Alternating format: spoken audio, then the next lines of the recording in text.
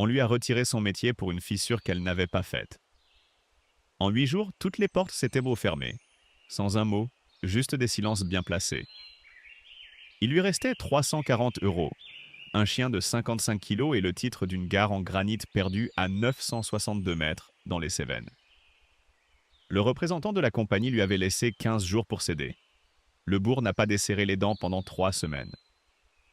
Personne n'a imaginé une seule seconde que quelques mois plus tard, cette femme sortirait de sous un plancher ce que l'État avait enfoui depuis 63 ans. 23 noms, 23 familles.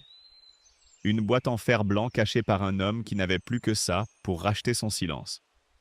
Si quelqu'un vous a dit un jour que ce que vous aviez vécu n'existait pas, cette histoire est pour vous. Écoutez jusqu'au bout, abonnez-vous et écrivez en commentaire le nom de quelqu'un dont vous avez dû prouver l'existence vous-même. Le ciel d'Avignon ce matin-là était de la couleur du linge mouillé.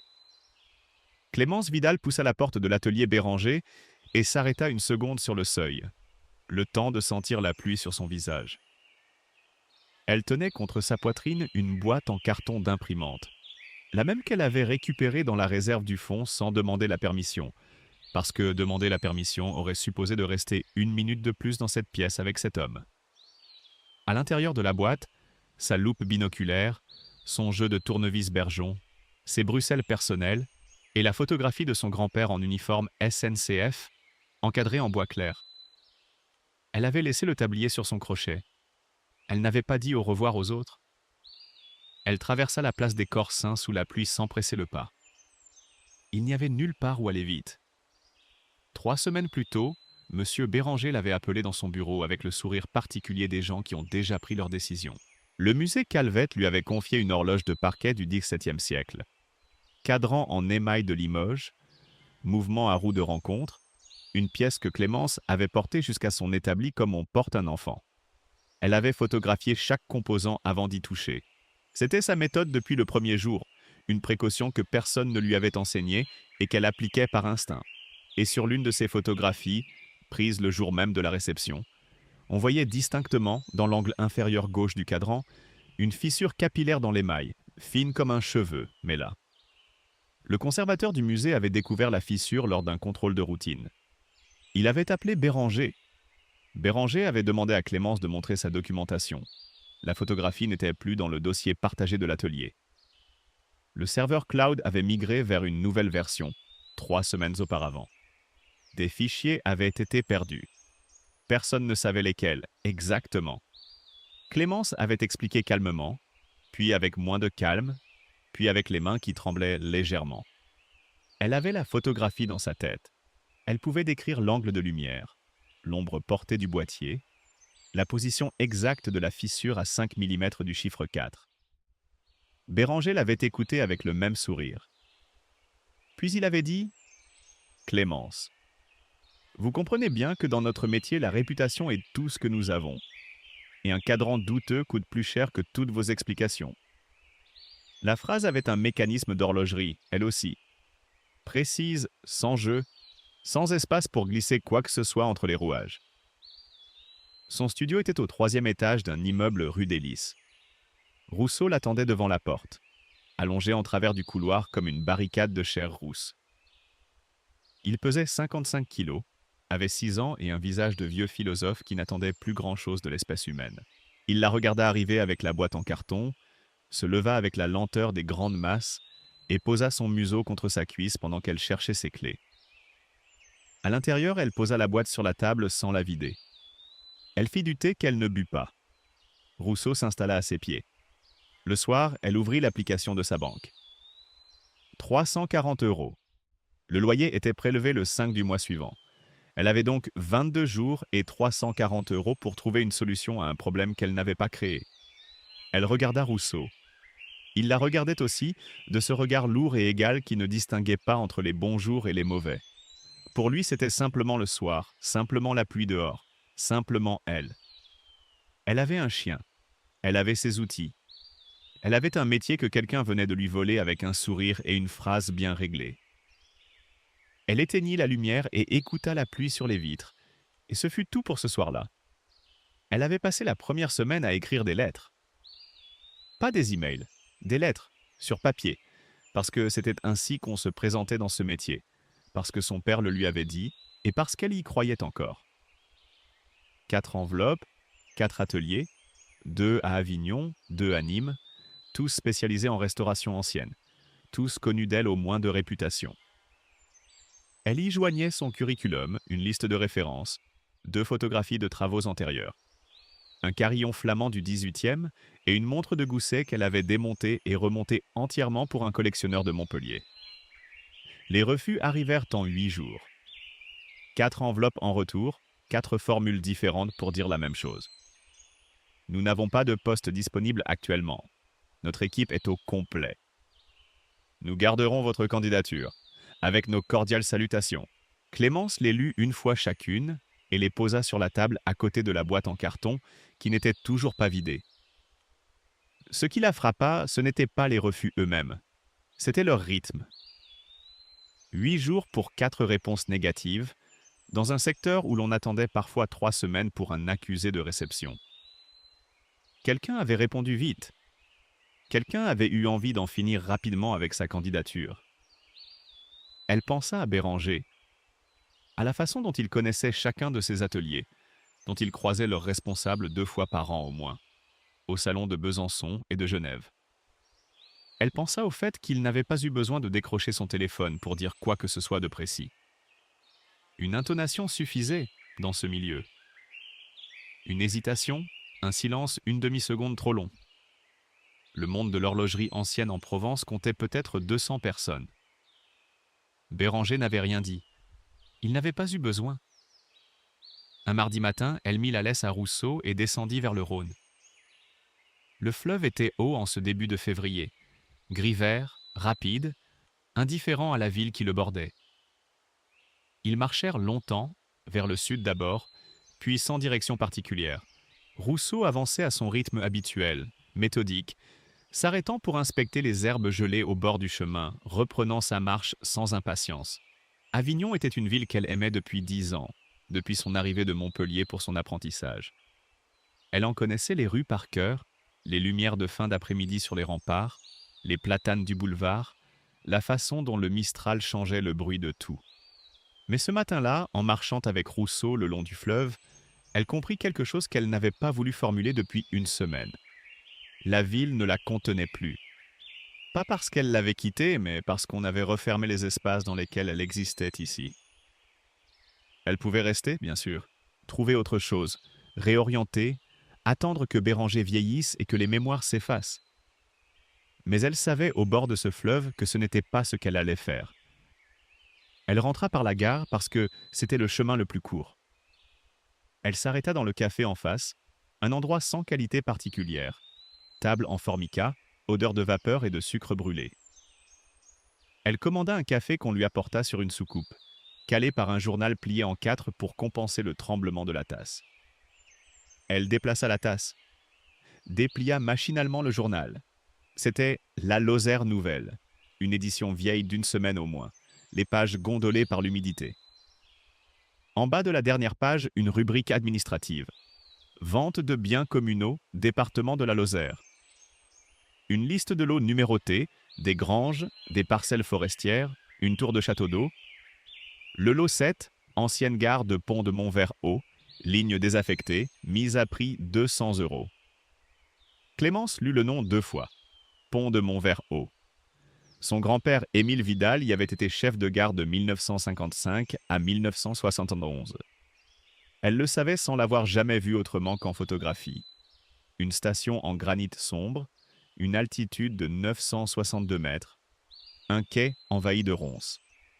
Émile était mort en 1989, quand elle avait 2 ans. Elle ne le connaissait que par les mains larges qu'elle voyait sur les photos, et par les bonbons à la violette que sa mère associait toujours à son souvenir. Elle reposa sa tasse sur le journal, puis la retira. Lut une 3e fois le lot 7. L'avis mentionnait une étude notariale à Mende. Elle vérifia la date de l'enchère, dans 10 jours. Elle sortit son téléphone et composa le numéro. L'étude de Maître Salvert occupait le rez-de-chaussée d'un immeuble en pierre de taille sur la rue principale de Mende, entre une pharmacie et un magasin de chaussures au volet mi-clos. Clémence arriva avec 10 minutes d'avance. Rousseau en laisse. Sa veste trempée par la pluie fine qui tombait depuis Alès. Une assistante lui expliqua poliment que les animaux n'étaient pas admis dans la salle des ventes. Clémence la regarda, puis regarda Rousseau, puis demanda si quelqu'un pouvait le garder dans le couloir. L'assistante considéra les 55 kilos de l'animal et décida que le couloir conviendrait très bien. La salle était petite, une quinzaine de chaises disposées en rang devant un pupitre en bois sombre. Il y avait là des agriculteurs en blouson, 2 hommes en costume, une femme seule avec un carnet, et au premier rang, un homme d'une quarantaine d'années en veste de tweed gris, avec une tablette numérique posée sur les genoux et une chemise cartonnée sous le bras. Il n'avait pas l'air de quelqu'un qui achète des granges abandonnées pour s'en faire un potager. Clémence s'installa au 3e rang. Dans son sac, elle avait 340 € en billets. 2 de 100, 2 de 50, 4 de 10. Elle les avait comptés 3 fois dans le train depuis Avignon, puis une fois encore dans le taxi depuis la gare de Mende. C'était tout ce qu'elle possédait de liquide. Son compte bancaire affichait 0, quelque chose après le retrait au distributeur. Les premiers lots passèrent vite. Une grange à Ispagnac, un terrain forestier près de Bagnoles-les-Bains, la tour de château d'eau qui n'intéressa personne au-delà de la mise à prix. Maître Salvert conduisait les enchères d'une voix égale, sans emphase, comme on lirait une liste de courses. Lot 7, ancienne gare de Pont de Montvert-Haut. L'homme au tweed posa sa tablette sur ses genoux et leva légèrement le menton. Clémence sentit quelque chose se contracter dans sa poitrine. La mise à prix était 200 €. Elle monta à 220, 240. Clémence leva la main. L'homme au tweed leva la sienne, mécanique, sans même la regarder. 260. 280. Clémence leva la main une fois de plus en calculant. Il lui resterait 60 €. De quoi rentrer à Avignon, peut-être pas. L'homme leva la main. 300. Elle s'arrêta. 300 €. Il lui en restait 40 de marge, et même ainsi, elle ne savait pas comment elle mangerait la semaine suivante. Elle garda les mains sur ses genoux et regarda le pupitre. Ce fut à ce moment qu'elle entendit le raclement d'une chaise.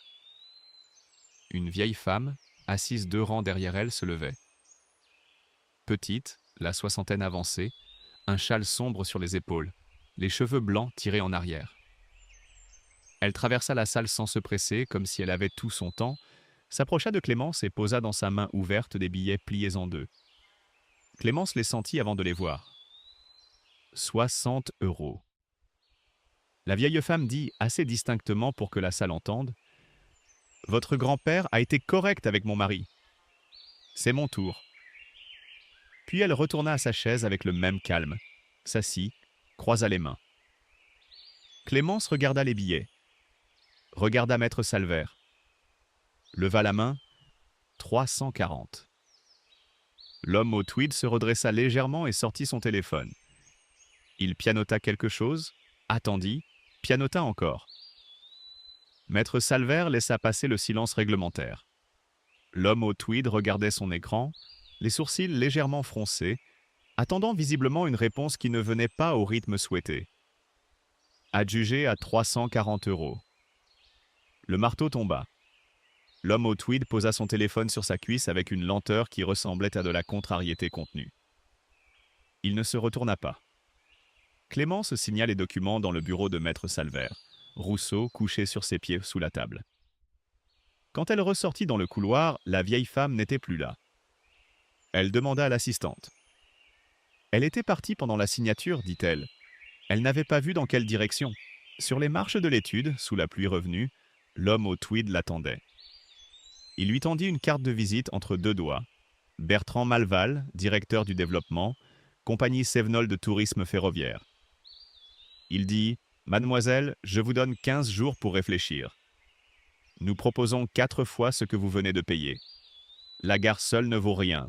Avec nous, elle vaut quelque chose. » Il descendit les marches sans attendre de réponse, remonta le col de sa veste et disparut dans la rue. Clémence regarda la carte. Regarda Rousseau, qui regardait la direction où l'homme était parti. Elle glissa la carte dans sa poche et pensa à la vieille femme, à ses 60 €, à la phrase qu'elle avait dite. Votre grand-père a été correct, et à tout ce que cette phrase supposait qu'elle sût, sur Émile, sur la gare, sur ce qui s'y était passé. Elle prit le train pour Alès le lendemain matin avec 2 sacs à dos et Rousseau en soute, ce qui lui valut une discussion avec le contrôleur et la promesse que ça ne se reproduirait pas. À Alès, un bus régional la déposa à Pont-de-Montvert, le bourg du Bas, en fin d'après-midi. Le chauffeur, en la voyant descendre avec le chien et les sacs, lui demanda où elle allait. Elle dit « À la gare du Haut ». Il la regarda une seconde, dit simplement « Ah !» et referma la porte. Le bourg était tranquille, quelques maisons en schiste gris le long du Tarn, une épicerie, une église. Elle acheta du pain, du fromage, 2 boîtes de conserve, une bouteille d'eau. La femme à la caisse regarda Rousseau sans commentaire et lui rendit sa monnaie. L'ancienne voie ferrée partait au nord-est du bourg, reconvertie en chemin pédestre depuis que les rails avaient été arrachés en 1972. 6 kilomètres, avait dit le notaire, avec un dénivelé d'environ 250 mètres. Clémence ajusta ses sacs et commença à marcher. Rousseau prenait le chemin de terre avec application, ses grandes pattes oranges soulevant par moments de petits nuages de poussière sèche malgré le froid. Le paysage montait lentement. Des châtaigniers de part et d'autre, les troncs droits et sombres, quelques villages perchés sur les crêtes avec leurs toits de lauze, et au-dessus de tout ça, un ciel de Mars bas et blanc qui gardait la lumière pour lui.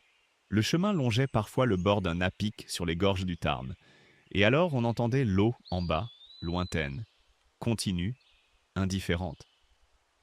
Clémence marchait sans penser à grand-chose de précis.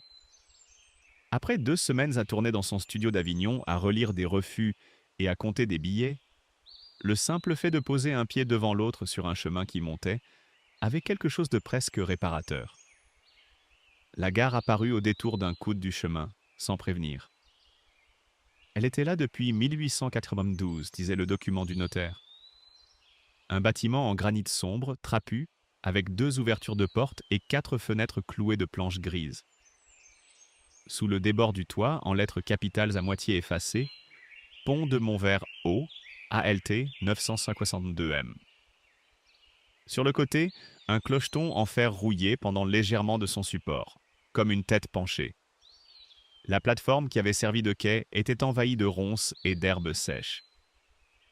Un vieux poteau en bois portait encore un panneau émaillé bleu et blanc, illisible. Clémence s'arrêta et regarda tout ça un long moment sans avancer. Rousseau s'assit à côté d'elle, patient. La clé du notaire était une clé en fer forgé, lourde, qu'on ne fabriquait plus depuis longtemps. Elle ouvrit sans difficulté. Le notaire avait fait huiler la serrure avant la vente, avait-il dit, avec l'air de quelqu'un qui fait un geste de courtoisie exceptionnel. L'intérieur sentait la pierre froide et le bois humide. La lumière entrait par les interstices des planches clouées aux fenêtres, en fines lames poussiéreuses. 2 bancs en chêne le long des murs de la salle d'attente, un parquet de sapin, un guichet fermé côté quai, et au mur du fond, accroché au-dessus du guichet, une horloge ronde à boîtier noir. Les aiguilles marquaient 16h42. Clémence regarda l'horloge un moment sans s'approcher. Elle saurait plus tard de quelle année elle datait, quel mouvement, pourquoi elle s'était arrêtée à cette heure précise. Pas ce soir. Le bureau du chef de gare était la pièce de droite, accessible par une porte intérieure. Une table, une chaise, une armoire en bois sombre à 2 battants fermés à clé, une petite fenêtre sur ce qui avait été les voies. Sur le mur, épinglé avec des punaises rouillées, un tableau de service de 1971. Les horaires des dernières semaines d'exploitation de la ligne. Les trains qui passaient à 7h12, à 13h40, à 18h05. Les chiffres étaient encore lisibles. Clémence sortit son duvet et le déroula sur le plancher de la salle d'attente. Elle versa de l'eau dans la gamelle de Rousseau, déballa le pain et le fromage, mangea debout en regardant par l'entrebâillement de la porte le ciel qui s'obscurcissait sur les crêtes. Après, elle s'assit sur un banc et sortit de sa poche intérieure la photo encadrée. Son grand-père Émile, en uniforme SNCF, debout devant ce qui devait être cette même porte, en été, les bras le long du corps, regardant l'objectif avec une expression qu'elle avait toujours interprétée comme de la réserve, et qui lui semblait ce soir plutôt être de la fatigue. Elle pensa à ce qu'il avait entendu, seul ici, le soir. Le vent dans les châtaigniers, l'eau du Tarn en bas des gorges, et peut-être autre chose encore, quelque chose qu'elle n'avait pas encore les mots pour nommer. Rousseau s'allongea sur le duvet. Elle éteignit sa lampe frontale et écouta le silence, qui n'en était pas un. Les premiers jours, elle travailla sans plan précis, par ordre d'urgence. La cheminée de la salle d'attente était bouchée par un nid de branches et de feuilles mortes que les années avaient entassées en une masse compacte. Elle passa une matinée à le dégager avec un crochet fabriqué d'un cintre de fil de fer, genoux sur les dalles, les yeux plissés contre la poussière noire. Quand elle alluma le premier feu ce soir-là, la fumée tira bien et la pierre commença lentement à rendre une chaleur que la salle n'avait probablement pas connue depuis des décennies. Elle installa son établi dans le bureau du chef de gare. Une porte récupérée dans un appentis derrière le bâtiment, posée sur 2 tréteaux qu'elle avait apportés d'Avignon, démontés dans son sac. Elle accrocha ses outils au mur sur des clous qu'elle planta à intervalles réguliers. Les bruxelles du plus fin au plus large, les tournevis par taille, les limes, les loupes. La disposition était identique à celle de l'atelier Béranger. Elle ne le remarqua qu'une fois les derniers outils en place et resta un moment à regarder le mur sans bouger. La nuit, elle dormait dans son duvet sur le parquet de la salle d'attente. Le froid descendait vers 3 heures du matin et elle s'habituait à se lever pour remettre une bûche. Rousseau dormait contre ses jambes, son souffle long et régulier une présence qui rendait le silence moins absolu. Le 4e jour, elle décrocha l'horloge du mur. C'était une horloge de parquet au format mural, un mouvement comtois de la fin du XIXe siècle, cadran en émail blanc avec des chiffres romains, boîtier en noyer noirci par le temps. Elle l'avait regardé chaque matin depuis son arrivée, aiguille figée sur 16h42, et quelque chose dans cette immobilité lui pesait de plus en plus, comme on supporte mal une fenêtre fermée dans une pièce chaude. Elle la posa sur l'établi et commença à démonter. Le mouvement était encrassé, les pivots secs, plusieurs dents du rouage de minuterie portèrent des traces d'oxydation. Rien d'irréparable. Elle travailla lentement, nettoyant chaque pièce à la benzine avec un coton monté sur un bâtonnet, vérifiant les jeux à la loupe, reposant chaque élément dans l'ordre sur un carré de feutrine. Le travail avait cette qualité particulière qui lui avait toujours semblé le meilleur argument contre le désespoir. Il exigeait une attention si précise qu'il n'y avait plus de place pour autre chose dans la tête. Le soir du 4e jour, elle remonta le mouvement, posa le balancier, donna l'impulsion initiale. Le tic-tac emplit la pièce. Rousseau leva la tête du sol, les oreilles dressées, regardant le mur du fond d'où venait le son. Il resta ainsi quelques secondes, puis reposa le museau sur ses pattes avec un soupir. Clémence s'assit sur son banc et écouta. L'horloge battait la seconde dans le bâtiment en granit et l'écho lui donnait un corps, une densité. Elle pensa que ce son n'avait pas été entendu ici depuis 52 ans au moins. Elle n'aurait pas su dire pourquoi cette pensée lui serrait la gorge. Elle descendait au bourg 2 fois par semaine pour les provisions. Le chemin prenait 40 minutes dans le sens de la descente, un peu plus d'1 heure au retour avec les sacs. L'épicerie était tenue par un homme d'une 50aine d'années, trapu, économe de parole, qui posait les articles sur le comptoir et rendait la monnaie en regardant le tiroir-caisse. Pas les yeux dans les yeux, jamais, mais pas non plus avec hostilité. Plutôt avec cette neutralité de quelqu'un qui attend de voir. Dans la rue, les conversations s'interrompaient à son passage, reprenant après qu'elle fût assez loin. Ce n'était pas de la méfiance au sens dur du terme. C'était une communauté qui observait, qui prenait le temps de se faire une opinion, qui n'offrait pas sa confiance sur présentation. Elle comprit assez vite qu'elle n'y pouvait rien, qu'aucune initiative de sa part n'accélérerait ce processus, et qu'il valait mieux laisser le temps faire son travail à sa manière. Un soir de la 3e semaine, en remontant du bourg, elle passa devant l'église. 3 vieux hommes étaient assis sur le banc de pierre longeant le mur sud, comme ils devaient l'être depuis des années à cette heure-là. 2 d'entre eux continuèrent leur conversation sans la regarder. Le 3e, le plus âgé, une casquette enfoncée jusqu'aux sourcils, des mains de travailleur posées sur les genoux, ne la regarda pas, elle. Il regardait Rousseau. Ce n'était pas la curiosité qu'on a pour un gros chien. C'était autre chose, une fixité, une attention qui venait de plus loin. Clémence ralentit légèrement sans s'arrêter, et l'espace d'une seconde, leurs regards se croisèrent, elle et le vieil homme, avant qu'ils ne détournent les yeux vers le sol.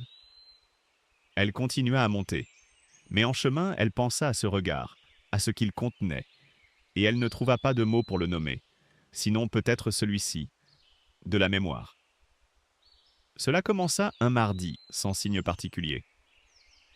Clémence était à son établi depuis le matin, occupée à nettoyer un réveil de voyage qu'elle avait trouvé dans l'armoire du bureau. Un petit carriage cloque anglais, laiton doré, mouvement à échappement à cylindre. Probablement laissé là par un voyageur et jamais réclamé. Elle entendit Rousseau se lever dans la salle d'attente, ses griffes tacot sur le parquet, puis plus rien. Elle supposa qu'il s'était recouché et continua. Le lendemain matin, même chose. Elle le trouva allongé le long du mur du fond, sous les fenêtres clouées, museau posé à plat sur une latte de parquet.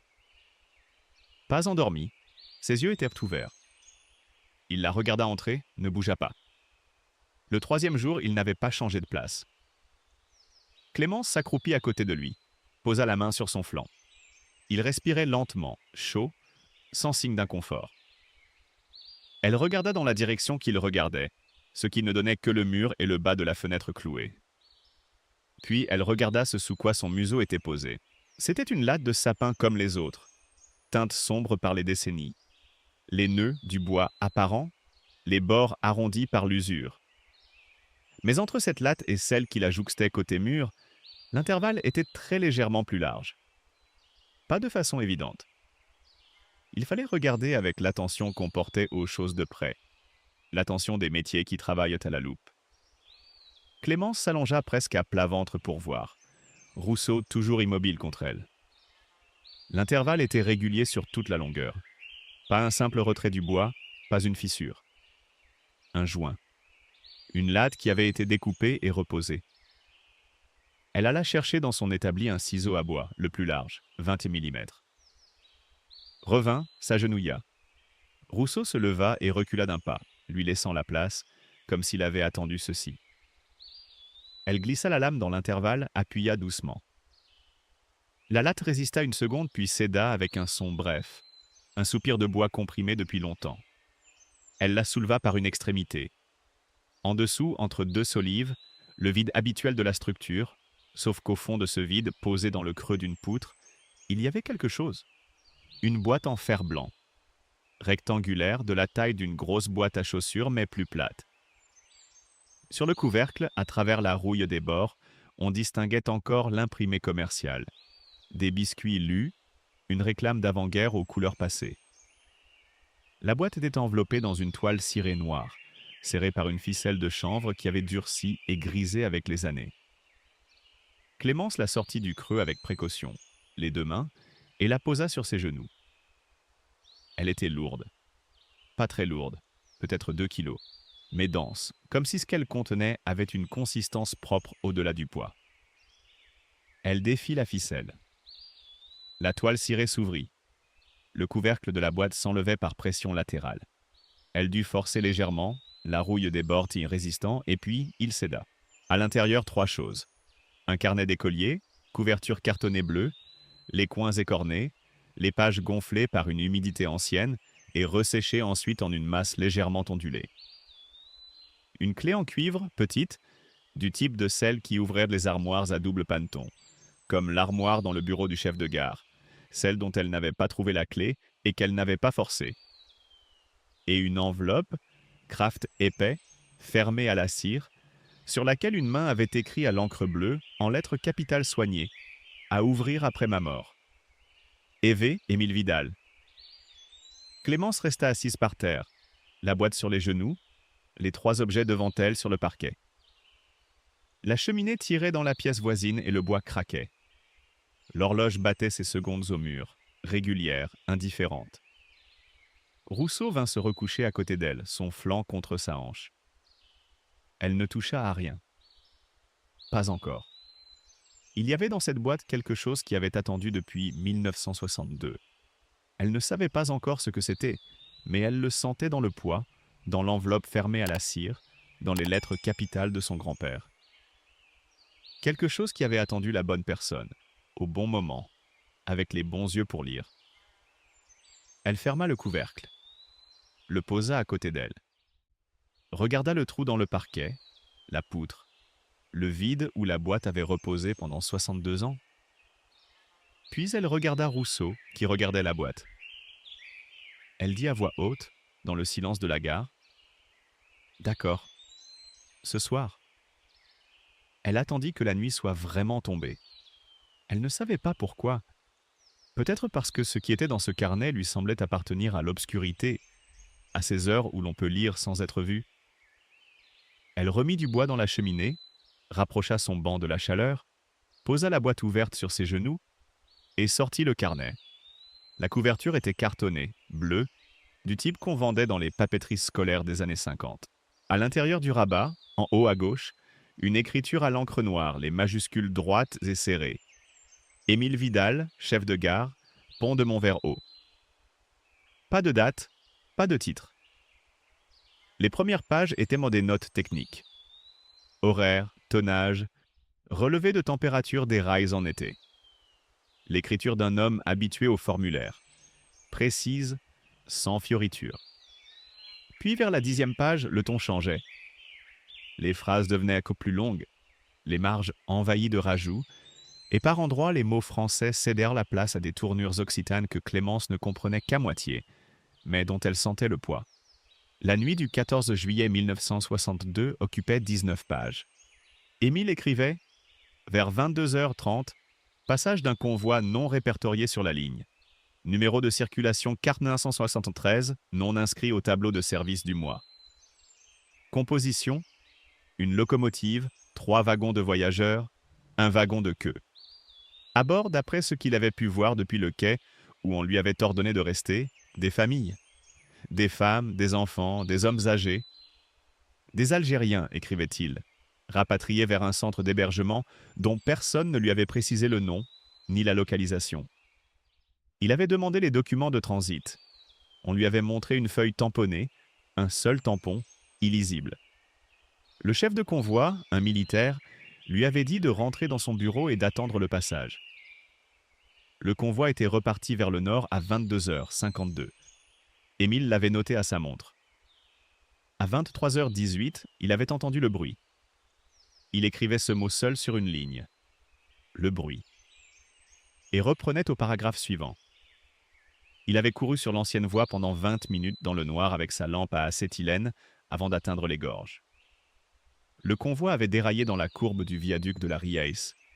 Un défaut de rail signalé 2 mois plus tôt dans un rapport d'inspection que personne n'avait traité. Les 3 wagons de voyageurs étaient à la sortie des rails.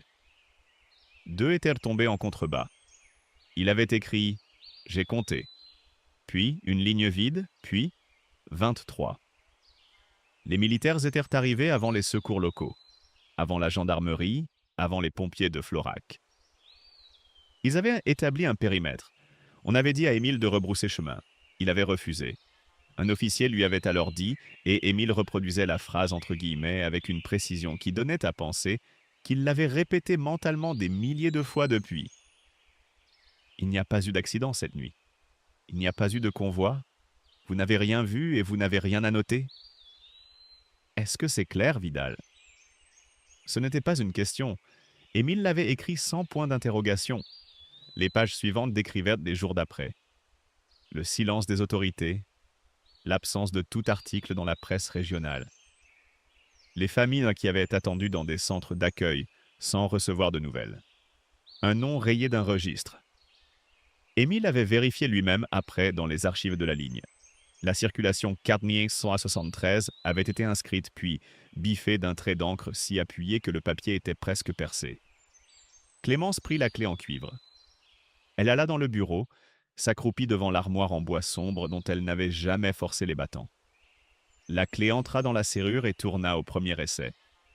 À l'intérieur, 4 registres cartonnés, classés par année. Elle sortit celui de 1962, l'ouvrit à juillet. Les pages étaient réglées, les circulations notées à l'encre. colonne par colonne. Et là, entre la ligne du 14 juillet à 20h40 et celle du 15 juillet à 6h12, une ligne biffée.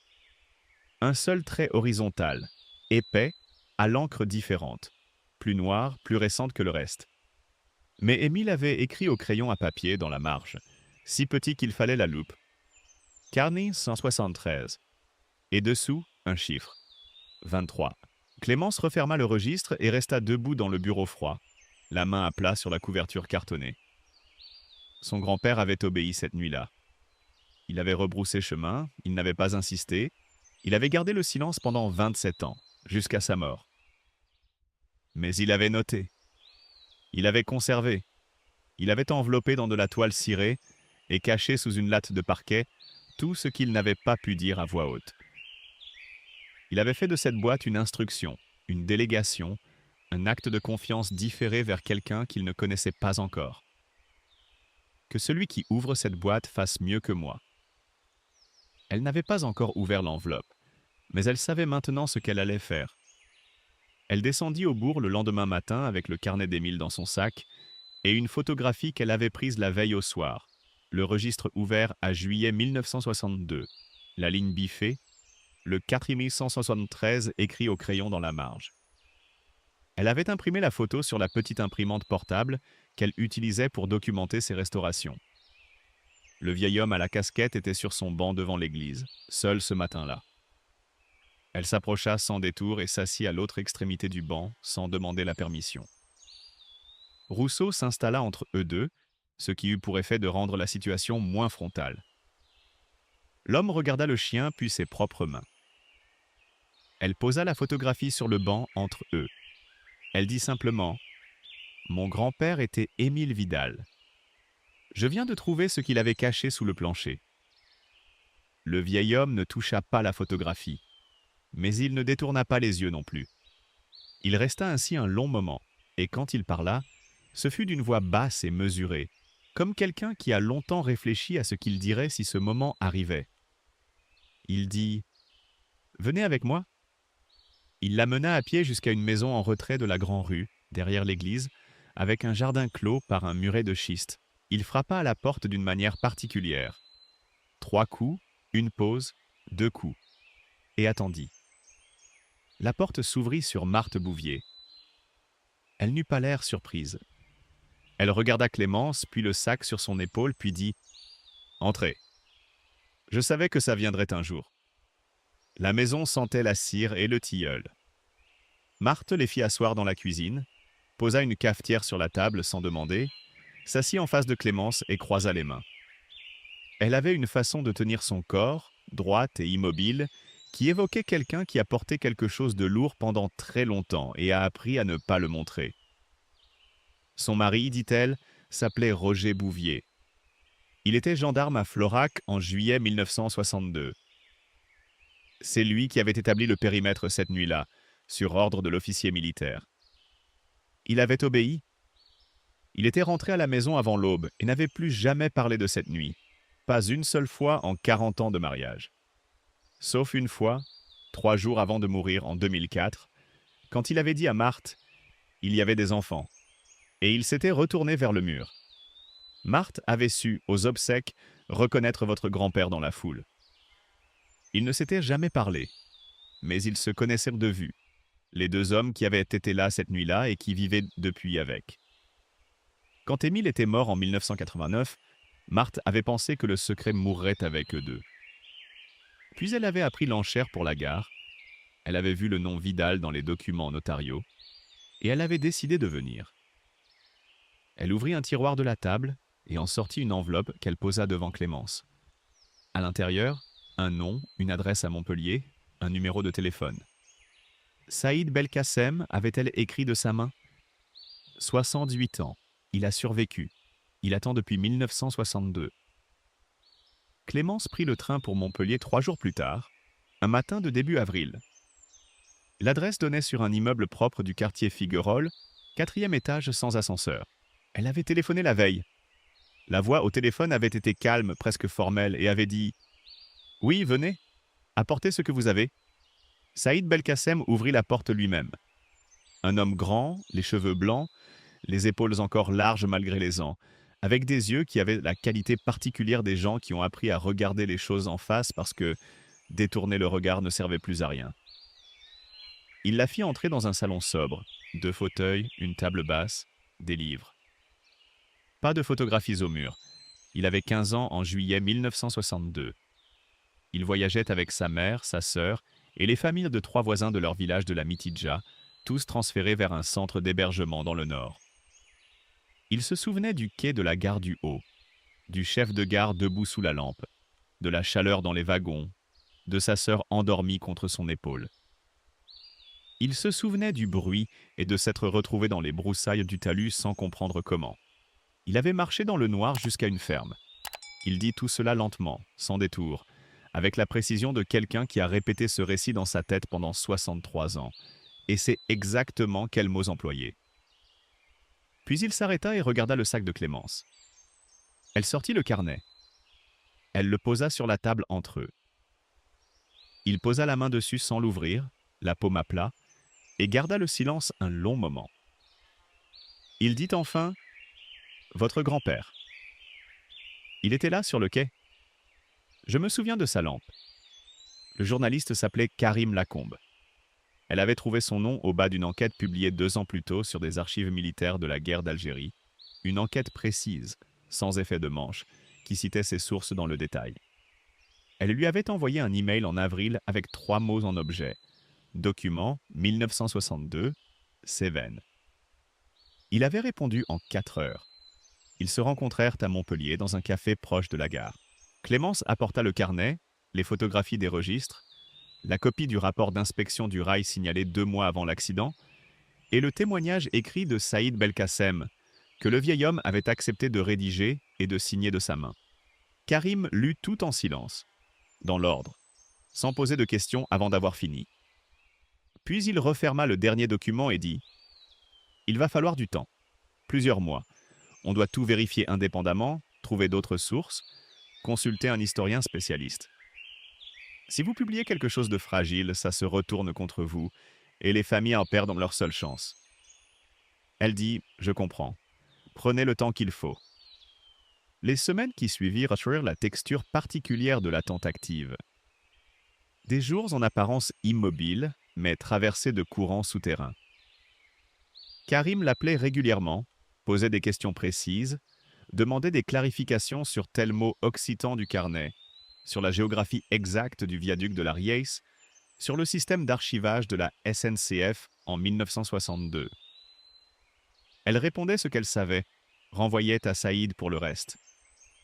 Malleval rappela en juin. La conversation fut courte. Il savait, elle ne chercha pas à comprendre comment, les petites villes parlent et les journalistes posent des questions visibles.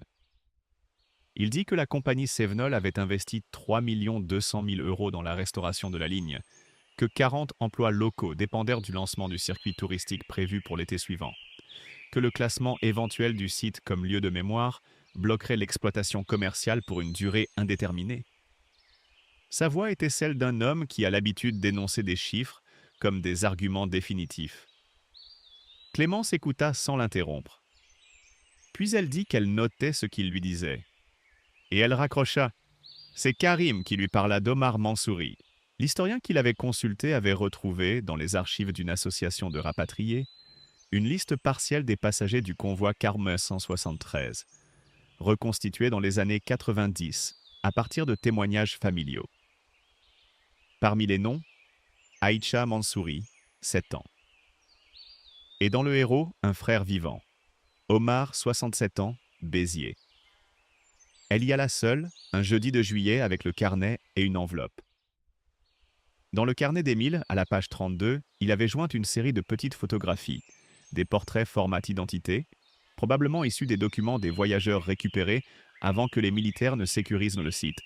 Parmi elles, le visage d'une petite fille aux cheveux nattés, regardant l'objectif avec le sérieux des enfants qu'on vient d'asseoir droit sur une chaise. Omar Mansouri habitait un pavillon en lisière de ville, avec un jardin bien tenu et une vigne vierge sur la façade. Il lui ouvrit la porte, la fit entrer dans la cuisine, prépara du café. Clémence posa l'enveloppe sur la table. Elle dit simplement « Votre sœur s'appelait Aïcha. Elle avait 7 ans. Elle était dans ce convoi. J'ai trouvé ceci. » Elle sortit la photographie et la posa entre eux. Omar Mansouri regarda la photo.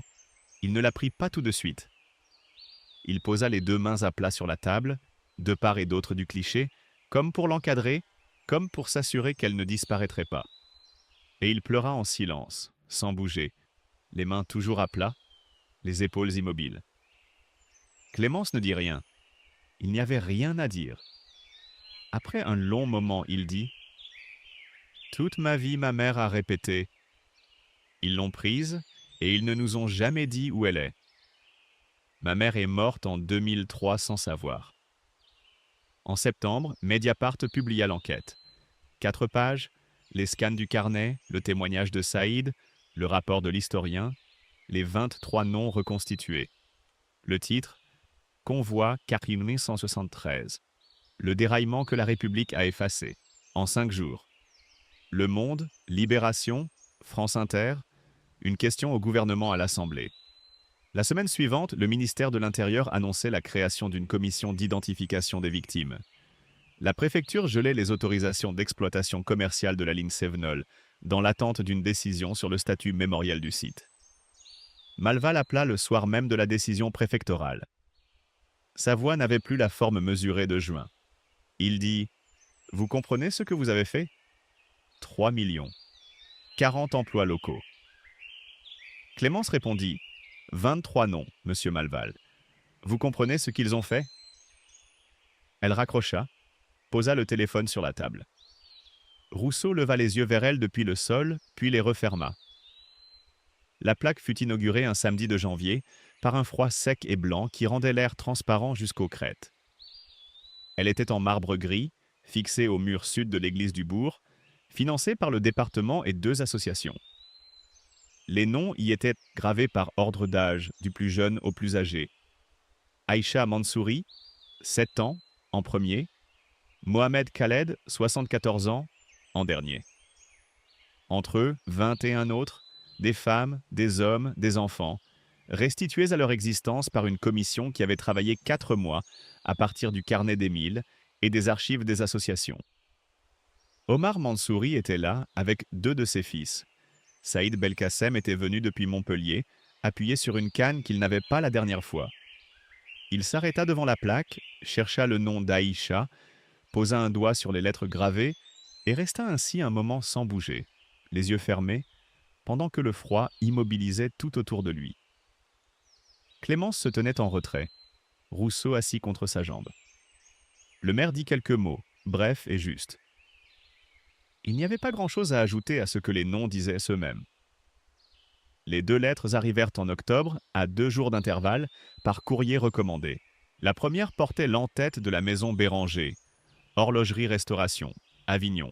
Le ton en était prudent, les formules soigneusement choisies pour exprimer des regrets sans tout à fait les nommer.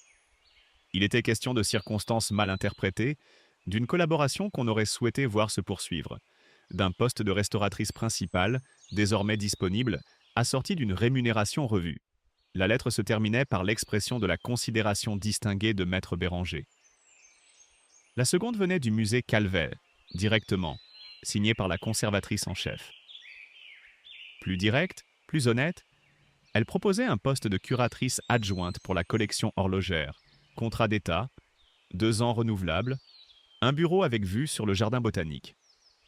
Clémence lut les 2 lettres assises sur son banc dans la salle d'attente, sous l'horloge qui battait ses secondes au mur. Elle les relut. Puis elle prit une feuille de papier ordinaire, stylo à billes, et écrivit 6 mots, 3 pour chaque lettre, les mêmes pour les 2. Merci, non, je reste. Elle plia chaque feuille en 3, les glissa dans 2 enveloppes séparées, écrivit les adresses de mémoire, colla les timbres. Le lendemain matin, elle déposa les enveloppes dans la boîte aux lettres du bourg. Le patron de l'épicerie, qui rangeait des caisses sur le seuil, la vit passer et lui fit un signe de tête. Elle lui rendit.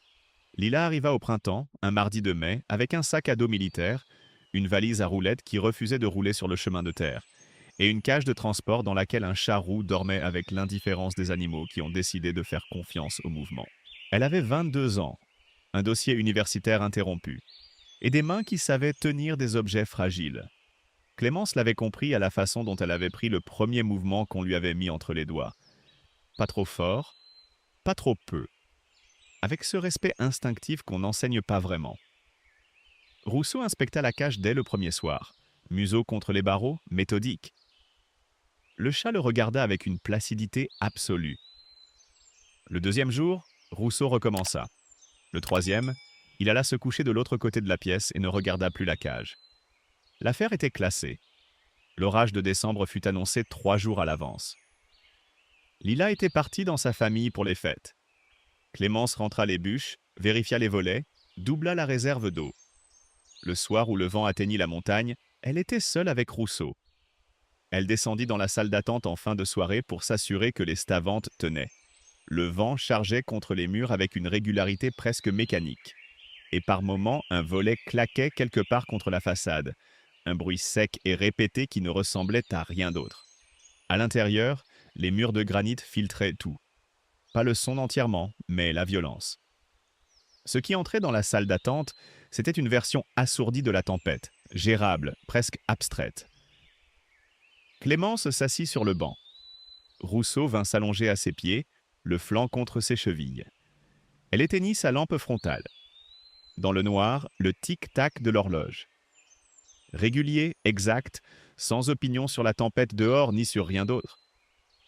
Elle l'avait démonté pièce par pièce lors de sa première semaine ici, nettoyé chaque pivot, chaque roue, posé le balancier et donné l'impulsion du bout du doigt. Depuis ce soir-là de mars, elle n'avait pas perdu une seconde. Clémence pensa à Émile, aux grandes mains sur la photographie, à sa lampe à acétylène dans le noir des gorges. Elle pensa à Saïd, 15 ans dans les broussailles du talus. À Aïcha, dont le nom était maintenant dans le marbre froid à 500 mètres en contrebas. À Omar, les paumes à plat autour d'une photographie. Elle pensa à elle-même, sortant de l'atelier Béranger sous la pluie de février, avec une boîte en carton, certaine que sa vie venait de s'arrêter. L'horloge battait dans le noir. Rousseau respirait lentement contre ses pieds. Dehors, la tempête faisait ce qu'elle avait à faire. Elle ferma les yeux et écouta le temps passer, juste et régulier, comme elle l'avait remis en marche,